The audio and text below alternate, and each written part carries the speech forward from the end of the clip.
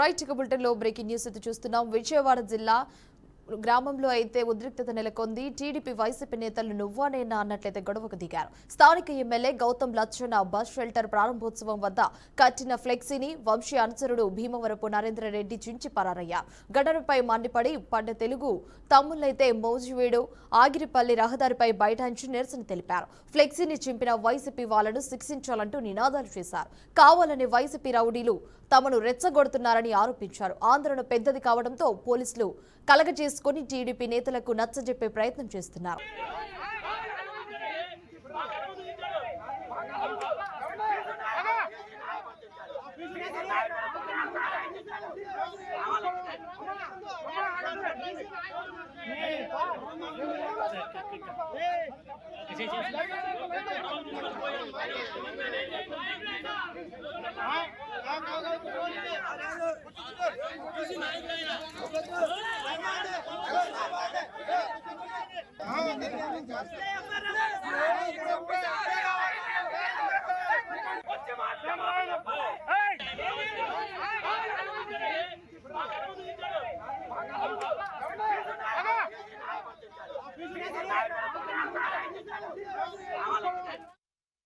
Bulletin లో breaking news అయితే చూస్తున్నాం. విజయవాడ జిల్లాలో ఉన్న గ్రామంలో అయితే ఉద్రిక్తత వాతావరణం అయితే నెలకొంది. టీడీపీ వైసీపీ నేతలు నువ్వా నేనా అన్నట్లయితే గొడవకు దిగారు. స్థానిక MLA Gautam Lachanna bus shelter ప్రారంభోత్సవంలోనైతే దాని వద్ద కట్టిన ఫ్లెక్సీని వంశీ అనుచరుడు భీమవరపు నరేంద్ర రెడ్డి అయితే చించి పరారయ్యాడు.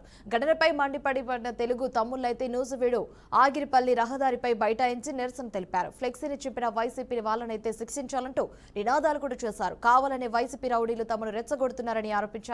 ఆందోళన పెద్దది కావడంతో పోలీసులు కలగజేసుకుని టీడీపీ నేతలకు నచ్చజెప్పే ప్రయత్నం చేస్తున్నారు. కేసీఆర్ హరీష్ రావులను ఉరితీయాలంటూ సీఎం మాట్లాడిన వ్యాఖ్యలను మాజీ మంత్రి బీఆర్ఎస్ వర్కింగ్ ప్రెసిడెంట్ కేటీఆర్ గుర్తు చేశారు. సీఎం రేవంత్ రెడ్డి వ్యాఖ్యలను తీవ్రంగా ఖండించిన కేటీఆర్ అలా అయితే కాంగ్రెస్ ని ఎన్నిసార్లు ఉరితీయాలంటూ ప్రశ్నించారు. ముఖ్యంగా పేల్ చేయడం, కూల్ చేయడం, ఏగవేయడం తప్ప ఈ ప్రభుత్వానికి మరో పని లేదన్నారు. సీఎం స్థాయి మర్చి బవిడేమన్ని కూడా తిట్టే స్థాయికి దిగజారడని మండిపడ్డారు. తనకు తిట్లు వస్తాయని, అయితే తాము తిట్టడం మొదలు పెడితే రేవంత్ రెడ్డి తట్టుకోలేడని కేటీఆర్ హెచ్చరించారు.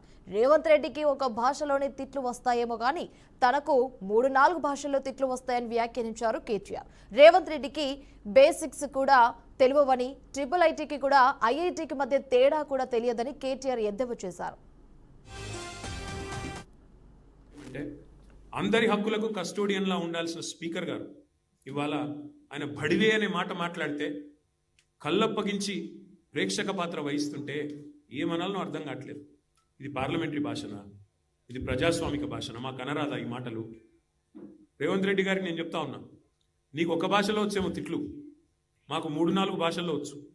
తిట్టాలనుకుంటే మీ తాత జేజమ్మలు దిమ్మె తిరిగేలాగా తిట్టే శక్తి మాకుంది. కానీ ఇంత నికృష్టంగా, ఇంత అల్పంగా, ఇంత దారుణంగా మీరు ఏదైతే వ్యవహారం చేస్తున్నారో, ఇది ఎందుకు చేస్తున్నారో మాకు తెలుసు. ఎందుకంటే మీ అజ్ఞానాన్ని కప్పిపుచ్చుకోవడానికి. నీకు IITకి IIITకి అంతరం తెలియదు, IITకి IIITకి అంతరమే తెలియదు. నీకు బచావత్కు బ్రజేష్ కుమార్ ట్రిబ్యునల్కు తేడా తెలియదు. నీకు అసలు కృష్ణా బేసిన్ ఏందో, గోదావరి బేసిన్ ఏందో తెలియదు. నీకు అసలు తెలంగాణకి ఏం కావాలో తెలియదు. నీకు తెలిసిందల్లా ఒక్కటే, దోచుకోవడం, దాచుకోవడం తప్ప నీకు తెలిసింది ఏమీ లేదు. ఒక అజ్ఞానివి, ఒక ఉష్ట్రపక్షివి. నువ్వు ఏమనుకుంటున్నావు? నిన్న చెప్తున్నాడు ఆయన, తెలంగాణ కోసం అంటే ఈ మహానుభావుడు ప్రాణాలు ఇస్తాడు. నువ్వు తీసిన ప్రాణాలు చాలు, నువ్వు తీసిన ప్రాణాలు చాలు. ఇప్పటికే 836 మంది రైతులను పొట్టన పెట్టుకున్నాడు రేవంత్ రెడ్డి వచ్చిన తర్వాత. 100 మంది పైచిలకు ఆటో డ్రైవర్లను పొట్ట పెట్టుకున్నాడు. 100 మంది పైచిలకు గురుకులాల్లో పిల్లలను పొట్టన పెట్టుకున్నాడు. 48 మంది నేతన్నలను ఉసురు పోసుకున్నావు. ఇప్పటికే నువ్వు తీసిన ప్రాణాలు చాలు. నువ్వు ఆనాడు తెలంగాణ వాదుల మీదకి, తెలంగాణ బిడ్డల మీదకి తుపాకీ తీసుకొని పోయి తెలంగాణ ఉద్యమాన్ని అవమానించింది ఎవరు మర్చిపోలేదు. ఇవాళ ఏదో పేమెంట్ కోటాలో అదృష్టం బాగుండి అడ్డిమారి గుడ్డి దెబ్బలో ముఖ్యమంత్రి అయినావు రేవంత్ రెడ్డి. నీ వాగుడు, నీ అల్పబుద్ధి ప్రపంచం మొత్తం చూస్తూ ఉంది.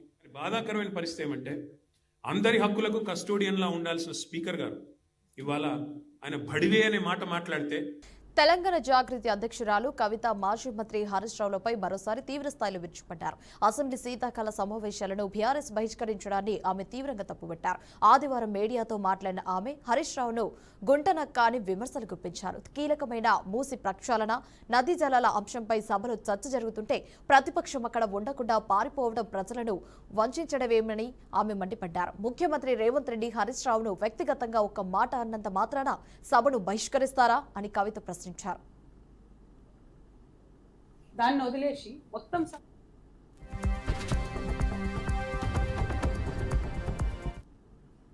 గుంటనక్క గారు ఉంటారు, వారిని మీరందరూ హరీష్ రావు గారిని పిలుచుకుంటారు. ఆయనను చూసి నేనేదో మాట అన్నాడు, అనగానే నన్ను అంటవా నువ్వు అని చెప్పి అసెంబ్లీ మొత్తం వాయిదా వేసుకుని వెళ్ళిపోయాడు.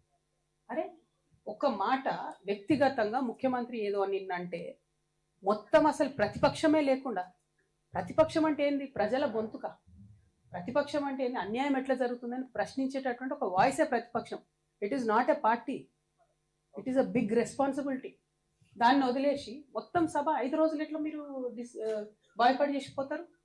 ఏంది కేవలం హరీష్ రావు గారిని ఒక మాట అన్నందుకు బాయ్కాట్ చేసిపోతారా?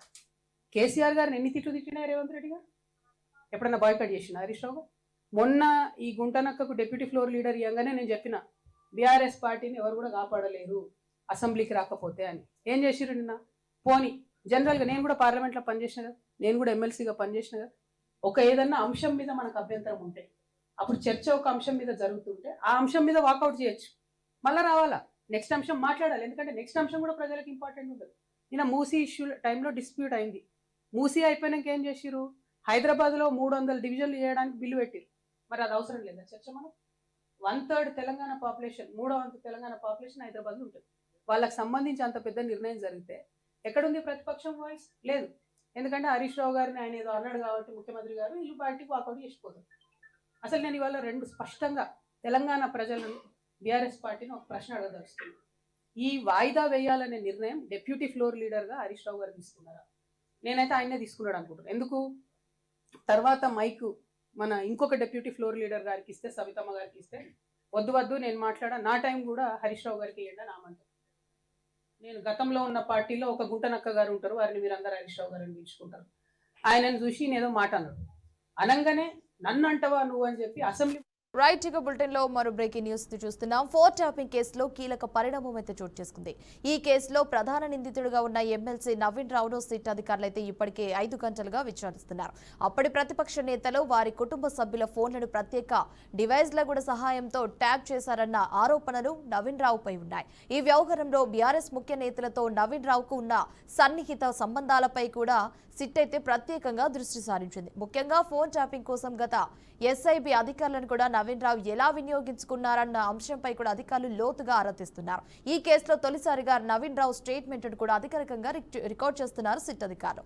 ఈ నేపథ్యంలో భాగంగా నవీన్ రావు ఇచ్చే వాంగ్మూలం ఆధారంగా చేసుకుని మరికొందరు బీఆర్ఎస్ కీలక నేతలను కూడా విచారించే అవకాశం ఉందనైతే తెలుస్తోంది. ఈ కేసు రాజకీయంగా ఎలాంటి మలుపులు తిరుగుతున్నదన్నది ఆసక్తికరంగా మారింది.